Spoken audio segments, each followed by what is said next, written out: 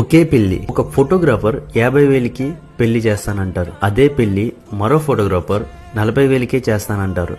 అదే పెళ్లి ఇంకొక ఫోటోగ్రాఫర్ 30,000కే చేసేస్తానంటారు. మరో ఫోటోగ్రాఫర్ 75,000 ఇస్తే మాత్రం నేను బెస్ట్ మెమోరీస్ ఇవ్వగలను, లేదంటే నేను ఫోటోగ్రఫీ చేయలేను అంటారు. ఎందుకు ఇంత వేరియేషన్? ఫోటోగ్రఫీ అనేది ఒక కళ, art. So photographer skill and talent ని బట్టి వాళ్ళ ప్రైజ్ అనేది డిసైడ్ చేస్తారు. ఒక పెయింటింగ్ ని అందరూ ఒకేలా డ్రాయింగ్ చేయలేరు. సో ఫోటో వాల్యూ తెలిసిన వాళ్ళు ప్రైస్ ఎక్కువైనా బెస్ట్ కెమెరామెన్ ని చూస్ చేసుకుంటారు. కెమెరా ఎక్విప్మెంట్ ఎంత ఇంపార్టెంటో అలాగే ఎక్స్పీరియన్స్ కూడా చాలా ఇంపార్టెంట్. క్రియేటివ్ మైండ్ ఉండాలి, అప్డేటెడ్ వర్క్ తెలిసి ఉండాలి, కొత్త ట్రెండ్స్ ని ఫాలో అవ్వాలి. టాలెంట్ ఉన్న కెమెరామెన్ మాత్రమే మూమెంట్స్ ని పర్ఫెక్ట్ గా క్యాప్చర్ చేయగలడు. పెళ్లి ఒక రోజు మాత్రమే, కానీ ఆ జ్ఞాపకాలు జీవితాంతం ఉంటాయి. అందుకే quality, experience, creativity, updated knowledge, talent ఉన్న కెమెరామెన్ ని ఎంచుకోవడం చాలా ముఖ్యం. సో ప్రైస్ తక్కువ వస్తుందని ఎవరిని పడితే వాళ్ళని ఇంట్లో జరిగే